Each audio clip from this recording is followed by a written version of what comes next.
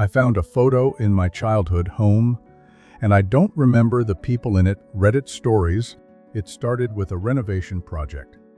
That's what's funny about life sometimes.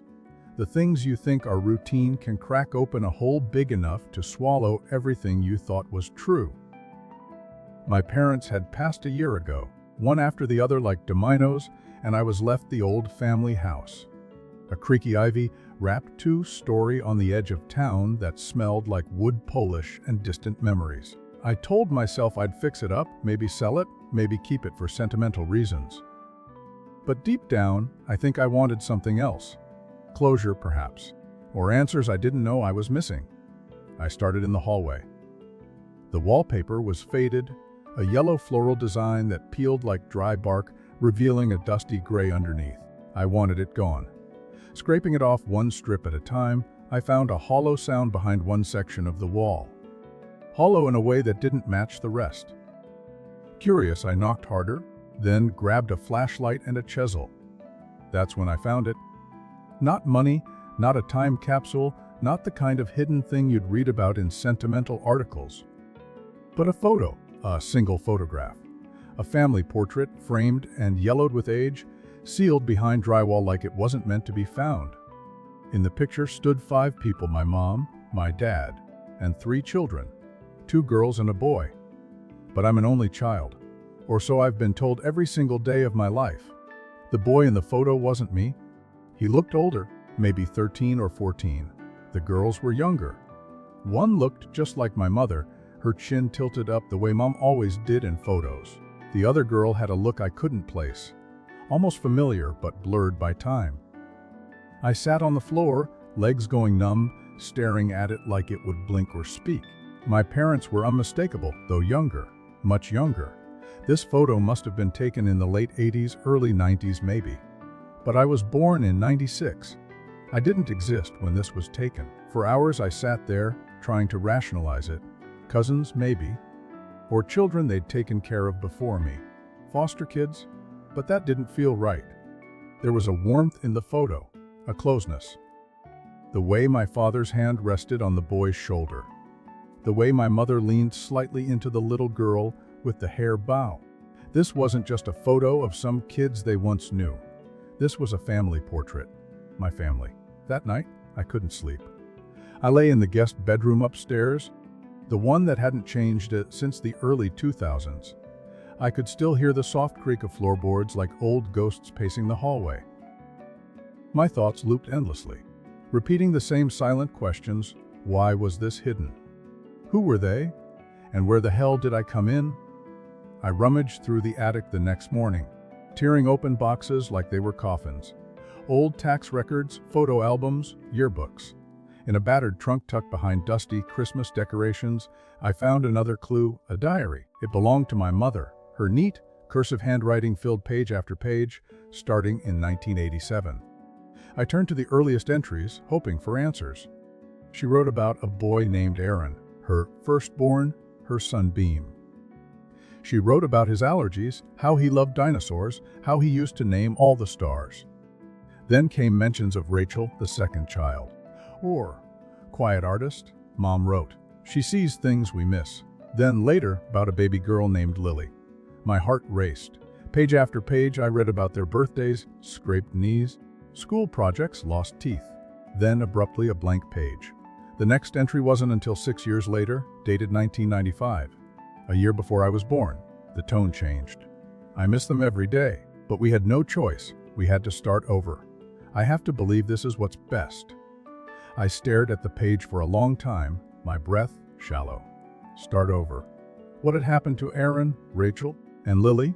Why wasn't there any mention of them after that?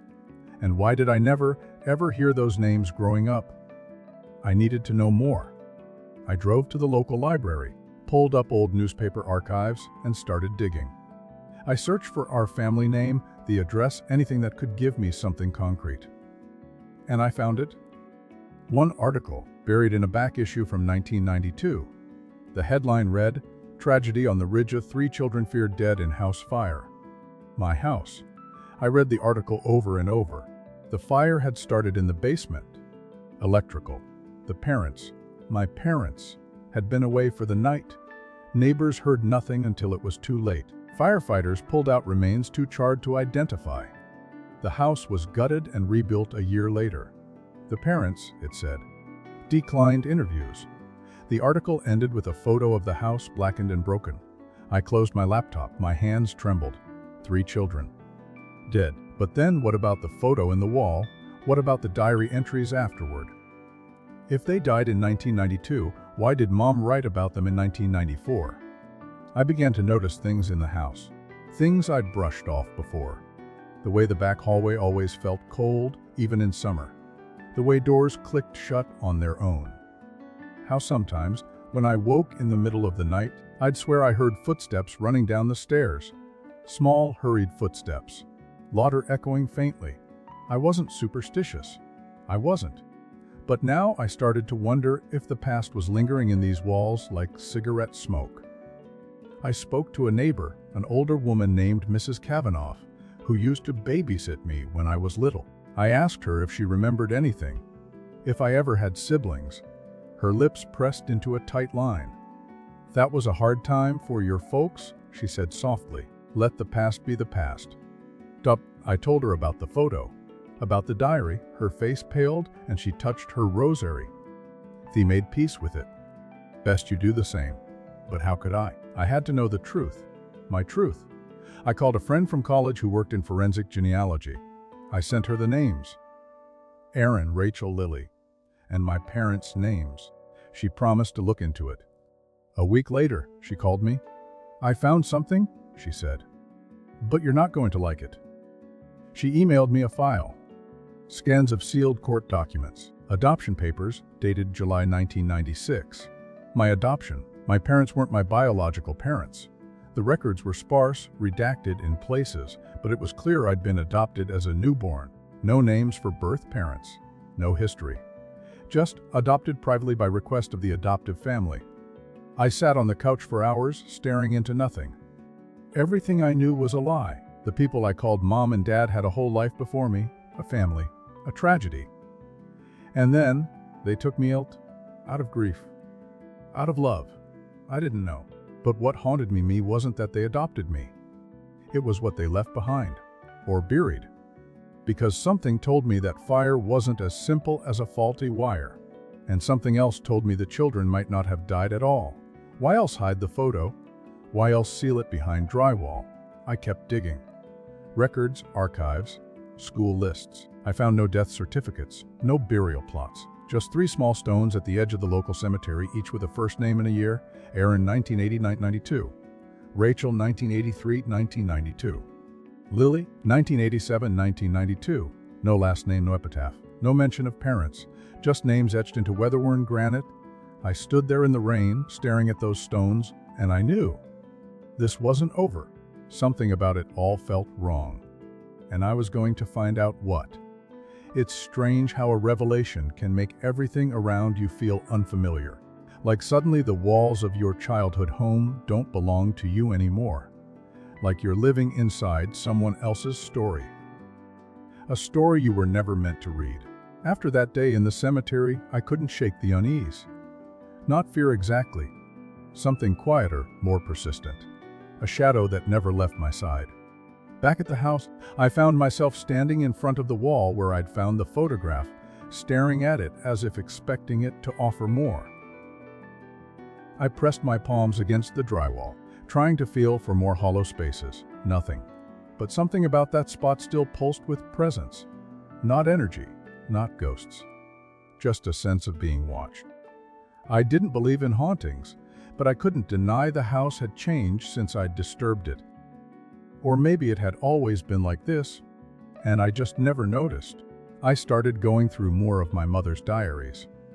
The one I'd found in the attic wasn't the only one. In her bedroom closet, hidden in a shoebox behind old scarves, were 4 more, each with its own year, each filled with thoughts I was never meant to read. And yet I did. I devoured every page, every scratch of pen, hoping for clarity. 1993 was the hardest. The year after the fire. That diary opened with a line I'll never forget. "The silence is unbearable." She wrote about empty chairs, About folding laundry she would never hand out again.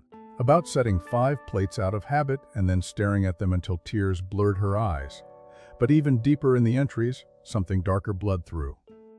Guilt. Confession. We should have never left them alone. It wasn't an accident. Not entirely. My hands trembled as I read. She mentioned a man. Not by name. Just, He said they'd be okay. He said it would just scare them, teach them a lesson. But the fire got out of control. And when we came back, there was nothing left. I didn't know what was worse. That someone had set the fire intentionally, or that my parents had known and stayed silent. But if the fire wasn't meant to kill, where did the children go? There were fragments, like puzzle pieces soaked in water. She talked about dreams, about hearing their voices, about Lily's laugh echoing through the house even years later. And then, this. They're not really gone.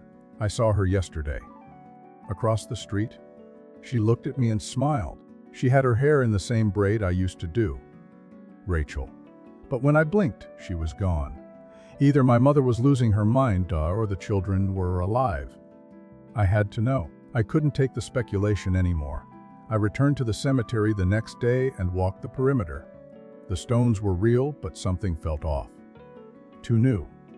Too plain. I knelt by Rachel's and ran my fingers along the base, pushing gently at the earth. The soil was packed tight. But when I dug just a little with my keys, I hit stone.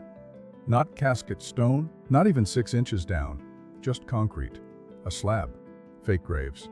I felt cold wash over me like a bucket of ice. Someone had made these markers on purpose. To end the story. To draw a line under the tragedy. To stop people from asking questions. But they weren't dead.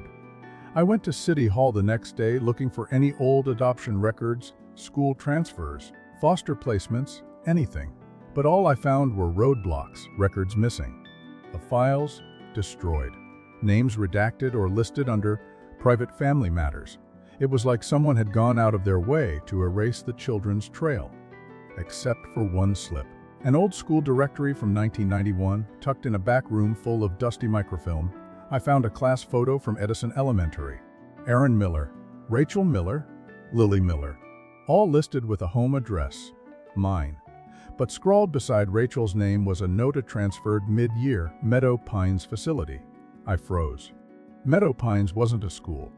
It was a psychiatric center, one that had been shut down over 2 decades ago after multiple abuse scandals. I remembered seeing news about it when I was a teenager. Horrifying stories of neglect, of children locked away and forgotten. Why would Rachel be sent there? And what about Aaron and Lily? I drove out that same day. The facility was a crumbling ruin now, half swallowed by trees, windows smashed, vines creeping through cracks in the brick. The main gate hung open like a crooked jaw. No signs, no warnings, just silence. I stepped inside. The hallways were littered with broken furniture, rusted gurneys, peeling wallpaper. But in one room, the old records office, I found cabinets still standing. Most were empty, but one drawer had files stuffed in the back. Faded, stained, barely legible. I found Rachel's. She was admitted in December 1991, diagnosed with hallucinatory behavior and persistent trauma-related delusions. HH. Notes from the staff described her as withdrawn, fixated on fire, and repeatedly claimed her brother would come to get her. And then a single sentence stood out. No parental visits recorded. Guardian listed as third party. Guardian. I flipped through more pages. Her file ended abruptly in March 1992. Discharged. But no destination listed. No signature. Just released per directive. Do not follow up. Do not follow up. I stepped back from the drawer and stared at the moldy ceiling. What happened to her after that? Did she ever come back home? Did my parents know where she went? The question looped in my mind until I returned to the house again. That night, I couldn't sleep. I sat in the living room, photo in my lap, diary open on the coffee table. I stared at their faces, Aaron proud and tall, Rachel, eyes too old for a child. Lily, grinning with 2 teeth missing. Then I noticed something strange. Behind them, in the background of the photo, was a figure, barely visible in the shadows. A man out of focus, standing in the hallway, watching. He wasn't part of the family. I was sure of it. I scanned the photo with my phone and zoomed in. His face was grainy, but his posture, stiff, arms to his sides, was unmistakable. Something about him set every nerve in my body on edge. Was this the man my mother wrote about? The one who said the fire would teach them a lesson? And then I remembered something. A photo album in the basement. One I hadn't touched since my parents died. I ran down and pulled it out. Page after page of family vacations, Christmas mornings, birthdays. And then, there he was, in the background of a Halloween photo, dressed like a scarecrow. Face painted, eyes just slightly off from the camera. Watching again. Always watching. Who was he? I flipped to the back cover of the album. Something was tucked behind the lining. A folded letter. I opened it carefully. It was from my father. If you're reading this, it means we're gone. And it means you found what we tried to hide. There are things we did that we can never undo. People we trusted who betrayed us. We tried to save the children. We thought we could fix it. We were wrong. But you were our second chance. We loved you more than we can say. We didn't tell you because we didn't want the past to swallow you too. But maybe now it's time you knew who you really are. No signature. No explanation, but taped to the back of the letter was a birth certificate. Mine, except my name wasn't the same. It said, Liam Aaron Miller, but born July 18, 1980. I stared at it for minutes, hours. I don't know how long, because that wasn't just a name. That was his name, Aaron. My brother. But also, no, it couldn't be, could it? Had they replaced him? Or was I him? Was that why I was adopted? Was the fire not meant to kill but erase? And then came the most horrifying thought of all. If I was wrong, what happened to the real me? The air in the house felt different after I read the birth certificate. Thicker, like I was breathing through wool. The floorboards groaned louder, the walls seemed to lean in closer, and every shadow felt like it held a memory trying to claw its way back to the surface. I couldn't look at myself in the mirror. Not just out of fear, but confusion. Doubt. Who was I? Liam Aaron Miller, born July 18, 1980. That would make me 45 years old, but I was 28. I had documents, IDs, school records, all perfectly consistent. But the certificate taped to the back of my father's confession said otherwise. I wasn't adopted as a newborn in 1996. I was born 16 years earlier, which, medically, biologically, visibly, made no sense. I even checked the scar on my arm from when I fell off my bike at age 9. It was there. It was mine. But then, whose birth certificate had I found? Was this some twisted tribute? An identity forced on me? Sleep abandoned me entirely after that. I spent days digging through everything. Every drawer, every file, every trace of the life I thought I knew. The more I searched, the more fractured things became. My vaccination records stopped abruptly at age 10. My school photos, all perfectly lined up year after year, suddenly had a strange uniformity to them. Same background, same pose, even my expression barely changed, almost like they weren't real. I took one of the photos to a forensic imaging expert, a woman who specialized in detecting deepfakes and composite edits. I didn't tell her the story, just asked her if she could verify its authenticity. A week later, she called. Her voice was tight, careful. "I don't know who created this," she said, "but it's not a genuine photo. The lighting on your face doesn't match the environment. Your eyes, they're duplicated from another image. This was fabricated. And not recently. Someone went through a lot of effort to make it look old." I asked her if it could be AI generated. "No," she replied. "It's more primitive than that, almost like early Photoshop, but precise, intentional. Someone wanted this to pass as real, but they didn't account for the small tells. My childhood was fake. I stared at that word for hours. Fabricated. It looped in my mind like a chant. What else wasn't real? My memories, my name, my entire existence. I called the hospital listed on my supposed adoption documents. They had no record of my birth. Known. And when I asked about any children born in July of 1980 named Liam Miller, They hesitated, Wes, the woman said, after checking. But that file is sealed. Permanently. Only a court order could open it. I drove there the next day anyway. A nurse at the desk gave me a look I can only describe as haunted. When I showed her the certificate, she didn't ask for ID. She just stared at me like she was looking at a ghost. And then, without saying anything, she wrote a name and address on a sticky note and slid it across the counter. "I never gave you this," she whispered. The note had 2 words, Daughter Wells. Cabin. The address was several hours north, near a lake I hadn't been to since childhood. I packed a bag without thinking, filled the tank, and drove through a storm that seemed to chase me all the way there. The cabin was barely visible from the road, tucked between pine trees like it was hiding from time. The windows were boarded, but there was smoke rising from the chimney. I knocked. No answer. I knocked again. Still nothing. I tried the door. Unlocked. Inside it was warm, rustic, cluttered, but alive. Someone lived here. And not just visited, lived. Dishes in the sink, a coat hanging on the hook, a medical degree on the wall, Dr. Raymond Wells, MD, child psychiatry. I turned slowly. "Liam?" a voice said behind me. I spun around. An old man stood there, frail, bent slightly to one side, but eyes sharp as broken glass. He didn't look surprised to see me. "You're not supposed to remember," he said quietly. I didn't know what to say. My mouth moved, but no words came.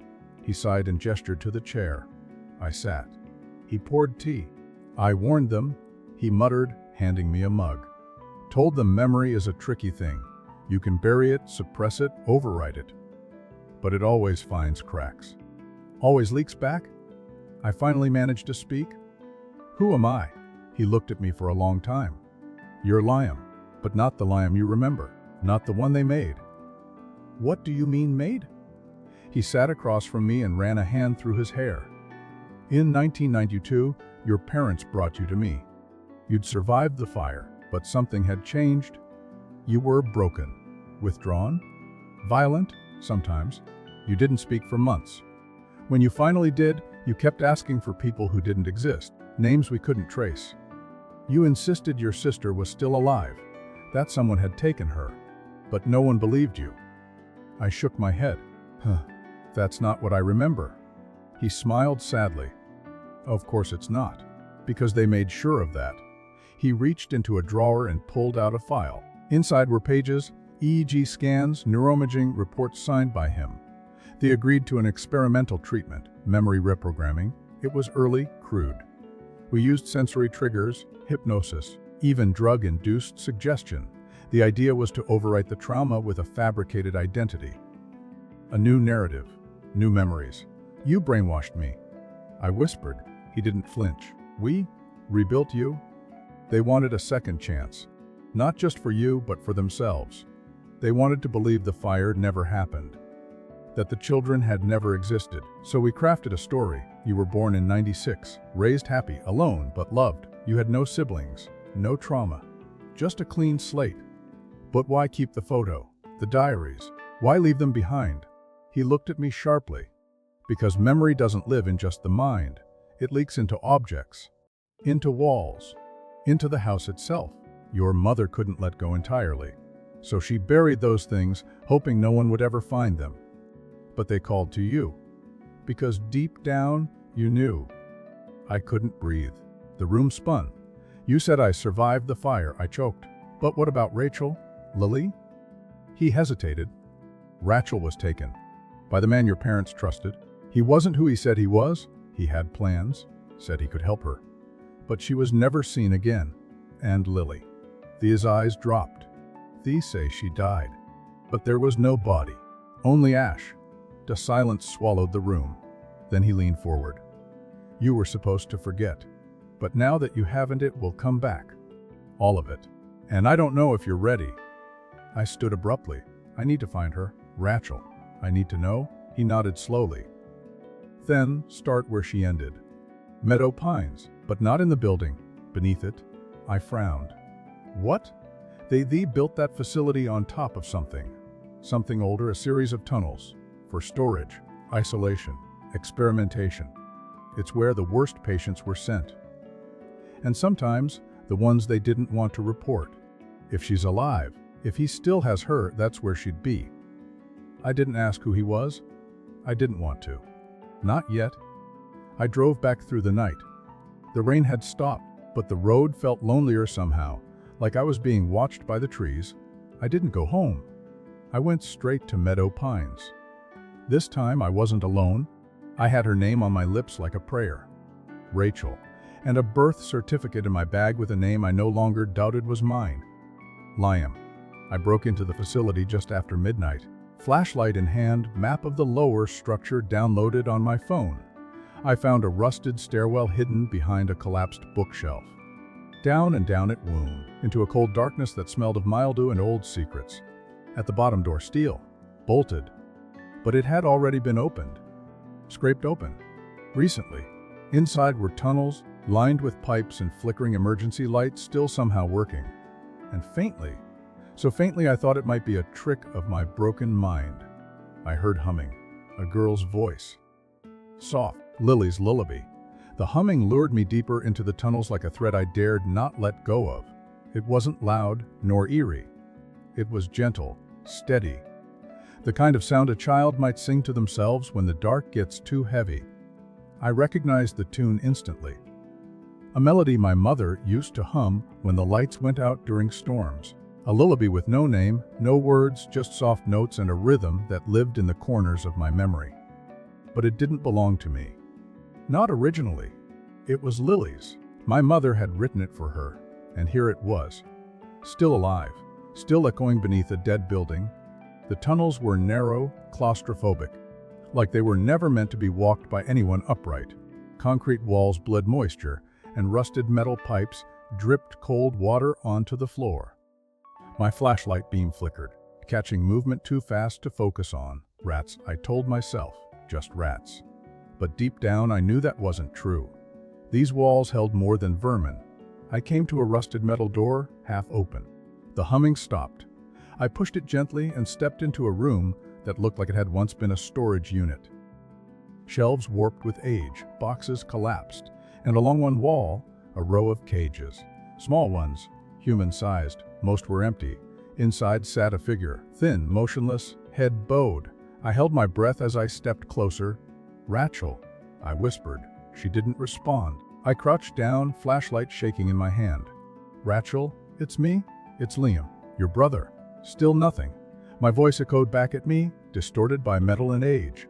Then, suddenly, her head lifted. And I froze. It wasn't Rachel. The girl, or rather the woman.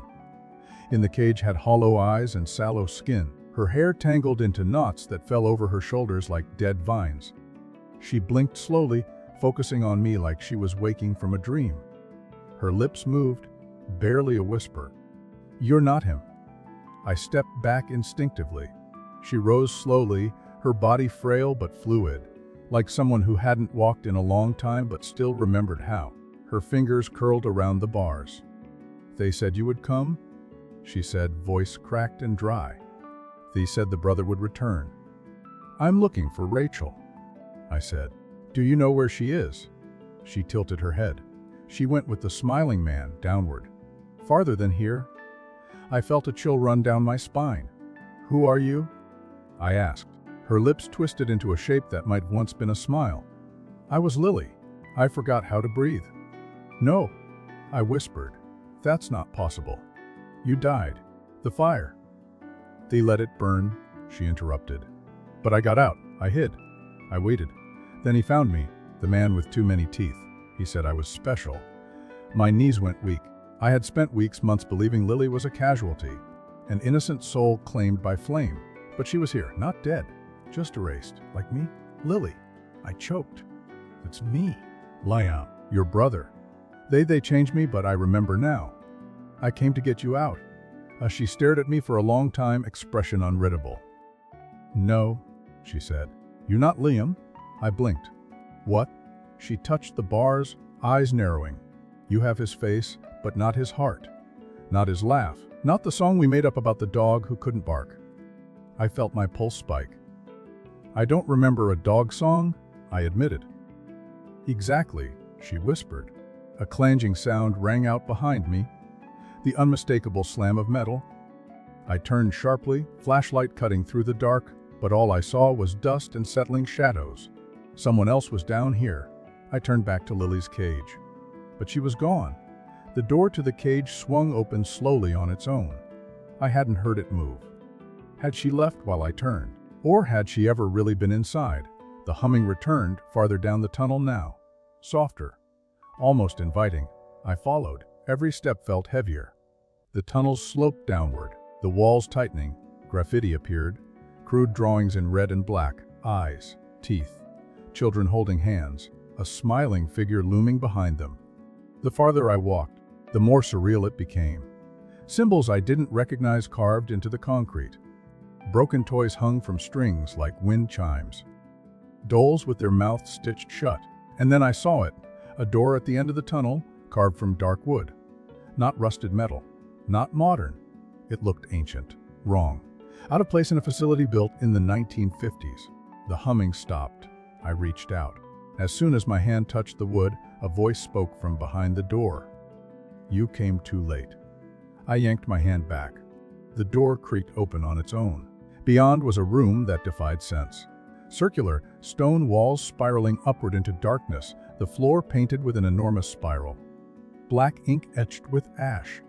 And in the center stood a man, tall, pale, lips curled into something that could only be called a smirk. "You're not him," he said, his voice silk over razors. "But you were meant to be." "Where's Rachel?" I demanded. He smiled wider. "She saw through the dream. Just like you are now, but she didn't run fast enough." I stepped forward. "What did you do to her?" "She's free," he said, "in ways you couldn't understand. Stop talking in riddles." He tilted his head.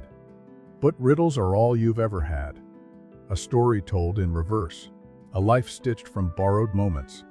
Do you even know whose skin you wear?" My hands clenched. He walked around me slowly, studying me like a curator examining an artifact. They tried to kill the past, but it wouldn't stay buried. That's the problem with children. They remember the truths adults forget. "I want answers," I said. "No?" "You want lies," he corrected. "You've built your identity from them. But I'll show you truth, if you can handle it." But he lifted his hand, and the walls around us shifted. They didn't move. They transformed. The room melted away, and I was back in the house, my house. But not the way it is now. It was the 90s. Christmas lights blinked, laughter echoed, and there we were, me, Rachel, Lily, Mom, and Dad, all smiling. Then the scene twisted. The lights flickered. Smoke. Screaming. Rachel dragging Lily down a hallway. Me, standing frozen. And behind me, in the shadows, the smiling man whispering into my ear. "Fire cleanses," he hissed. "But only the forgotten can be reborn." Then the scene fractured like glass. I fell to my knees. When I looked up, I was back in the circular room. Alone. No man, no door, just the echo of my own breath. A note lay on the floor beside me, in Rachel's handwriting. "You're not him, but you can still end it. Find the ledger, burn it, or he'll make more of you." The room began to shake.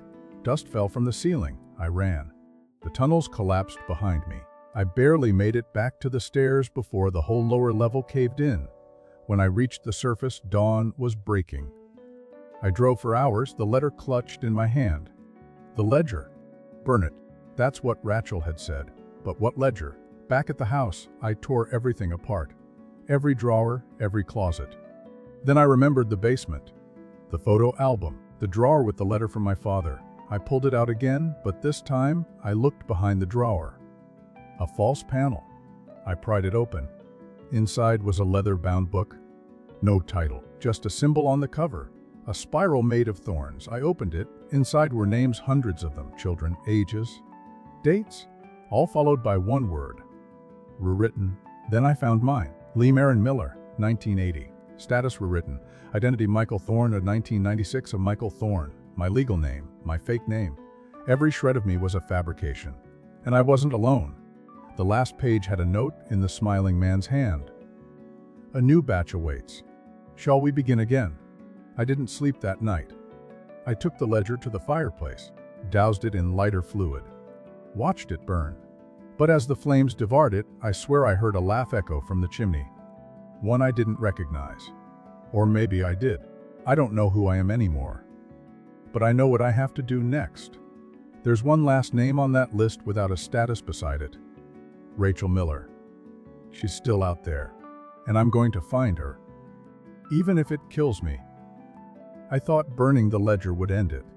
That once the book turned to ash, the voices would quiet, the spiral would stop spinning, and whatever malignant thing had slithered into my life would retreat back into the cracks of forgotten time. But I was wrong. The house didn't sigh in relief. It didn't thank me. It screamed, subtle at first. Doors creaking in patterns, windows fogging up from the inside, the lights dimming just a second too long every time I flipped a switch. Then came the dreams. Rachel. Always Rachel. But never whole. I saw her standing in the middle of the hallway, eyes stitched shut, holding Lily's hand. Her lips would part like she was about to speak, and then her jaw would dislocate, unhinging with a sound like splintering wood, and from within came static. Not words, but noise. Behind her, the smiling man watched with his wide grin, and in his arms he held a baby with no face. I'd wake up gasping, soaked in sweat, heart pounding so hard I felt it in my gums. It wasn't over. Not even close. The day after I burned the ledger, I received a package on the front porch. No return address, no postage, just a box. Plain, damp around the edges, as if it had been buried for a long time and recently unearthed. I brought it inside with trembling hands and placed it on the kitchen table. For a long time, I didn't touch it. Just stared. But curiosity always wins in the end. Inside the box was a VS tape and a folded slip of paper. I unfolded it carefully. 3 words. She remembers you. I didn't have a VS player. Who does anymore? But I remembered the old combo unit my dad kept in the garage. He was convinced some things should never be thrown out. I found it under a tarp, covered in dust but still intact, plugged it in, tested it with an old tape static, but it worked. Then I slid in the unmarked tape. At first, nothing. Just black screen. Then a flicker. Home video. The camera was shaky, handheld, moving through the halls of a house I instantly recognized. Ours. But it was off. Wrong. The hallway stretched too long. The doors opened at impossible angles, and the light was sickly, green-tinted, like the footage had been corrupted by something not technological, but emotional. I heard voices, children laughing, Rachel, Lil me, the real me, young, whole. Before the rewriting, the camera entered the living room, where the 3 of us were playing a board game on the floor. Mom and Dad sat behind us on the couch, smiling, but not at the game. At us. Like they knew something we didn't. Then the camera turned, slowly, deliberately, toward the mirror on the wall. There, in the reflection, stood the smiling man. Closer than any of us. Right behind Lily, hand resting gently on her shoulder. She didn't react. None of us did. But in the mirror, his mouth moved. Frame by frame, I watched it form a single word, remember. But the tape cut to static. Then it resumed, Rachel alone, in a padded room. Scratches covering the walls in spirals, blood under her fingernails, her eyes wild, her lips moving fast. I leaned closer to the screen. She was repeating something, over and over. 87 steps. 2 left, 1 right. Door without a handle. Knock 3 times. Then bleed. She repeated it like a mantra, like a code. Then she stopped, looked directly into the camera, and whispered, "He's lying to you." The tape ended. I didn't sleep that night. I played her words back over and over again. 87 steps. 2 left, 1 right. Door without a handle. Knock 3 times, then bleed. I had no idea what it meant, but I knew exactly where to go. Meadow Pines again. The tunnels were gone, collapsed. But there was still something else, something I hadn't noticed the first time. In the main hall, beneath a rotted piece of carpet, was a trapdoor. I pried it open. Stairs led down. Long, narrow, endless. I began to count. 87 steps. At the bottom, a hallway, mold covered. Silence pressing so hard against my skull I could hear my heartbeat in my eyes. 2 left turns. Then 1 right. A corridor stretched before me, lined with doors, all with handles, except one knob. No keyhole, just a flat, rotted wood panel with a faint spiral carved into it. I raised my hand, knocked once, twice, 3 times. Silence. Then a creak. The spiral began to glow faintly, and a sharp pain lanced through my palm. I looked down. My hand was bleeding, but I hadn't cut it. The door absorbed the blood like dry soil. It swung open. Inside was darkness so complete it felt alive. I stepped in, and the world shifted. Not in a metaphorical way. Literally. The floor vanished. The air thickened. My ears popped as if I was descending deep underwater. Then, suddenly light. Dim, flickering, like an old projector sputtering to life. I stood in a room that wasn't a room. It had no walls, just endless blackness. And in the center, a table. Rachel sat there, old and worn, but unmistakably her. She looked up as if she'd been expecting me. "Took you long enough?" she said softly. I stepped forward.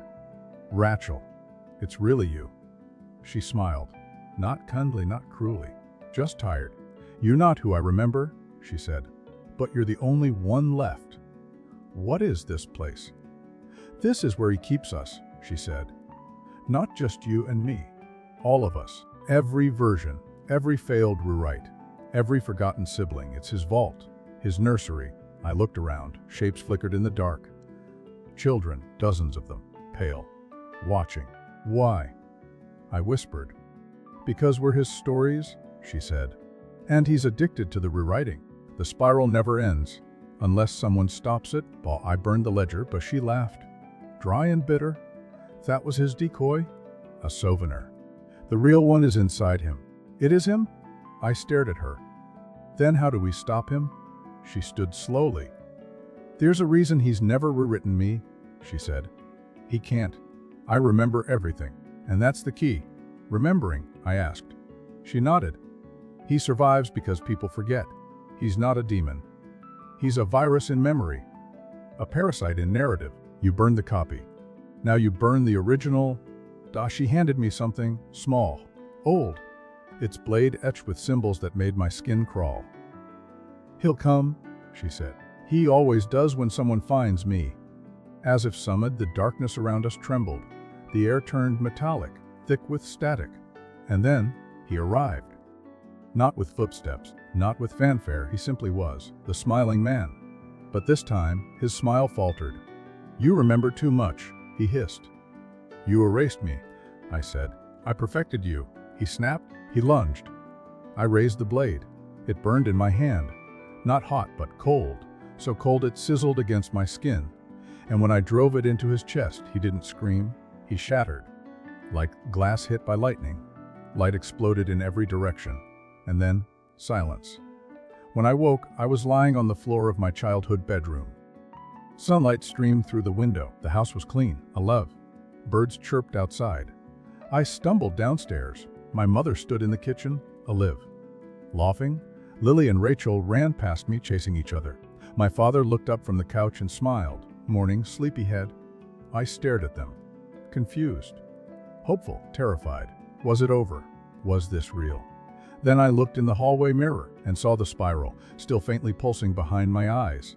The smiling man was gone. But the story wasn't finished. Not yet. They say the mind is a house, with rooms locked off until memory finds the right key. But what if someone else holds those keys? What if the walls have been quietly rearranged while you slept, and the mirrors show only what someone wants you to see? I stood in my childhood kitchen, watching my mother stir pancake batter while sunlight danced through lace curtains. The air smelled like vanilla and cinnamon, and my sisters were laughing in the living room, their voices echoing like wind chimes from a dream I had long forgotten. My father sat nearby, reading the paper, humming an old song under his breath. It was perfect, too perfect. For a moment, I allowed it. I walked barefoot across the warm wooden floor. I touched the walls, ran my fingers along the doorframe where my height had been marked in fading pencil lines. Each mark was a year. Each year was a memory, and yet I remembered none of them. The photo was still there, framed in the hallway. The same one I found hidden in the wall.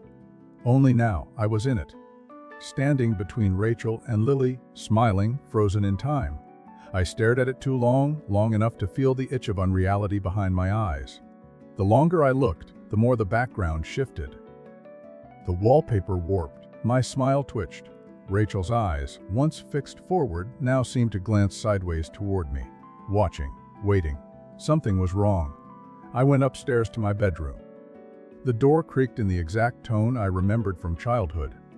High and soft, like a violin string. I stepped inside and everything was where it belonged. My baseball glove on the shelf, the red lava lamp on my desk, the glow in the dark stars on the ceiling spelling out Liam's universe. My heart twisted at the sight. I wanted this to be real so badly, but it wasn't. This world, this dream was too seamless. There were no creaks in the floor, no dust in the corners, no fading in the wallpaper. The house had been rebuilt in memory's image, not reality's. And somewhere deep inside, I knew I never made it out of the tunnels. The moment I drove the blade into the smiling man's chest, everything had collapsed. Light, noise, static, and then I woke up here. A place shaped by my longing, a trap. I walked to the mirror. My reflection blinked a beat too late. Behind my eyes, the spiral pulsed faintly. It hadn't left. It had simply adapted. I turned sharply as Rachel stepped into the room. "You're figuring it out," she said softly. I nodded. "It's not real, is it?" She walked to the window, parting the curtain. Outside, the trees swayed in perfect rhythm. Not a leaf out of place. "No, but it's not a lie either." "What do you mean?" She turned to face me, her expression unreadable. "This place? Its memory stabilized. Your mind rebuilt it the way it wanted to remember. The smiling man's hold is gone, but the echo remains. His power was rooted in manipulation, in narrative control. But when you killed him, you collapsed the structure that held all of us. Some didn't survive, others drifted. We were scattered like pages from a torn book. Then why am I here?" "Because you're the final page," she said. "The last rewrite. You carried all the threads. Our memories, his spiral, the ledger's truth. You became the Vac." "No, I destroyed the ledger, Ba." "You destroyed a ledger, but not the story. And that's what matters? The spiral. The story. Me, it was never about one man, one family, one tragedy. It was about the narrative itself. The compulsion to reshape, to revise, to erase and begin again.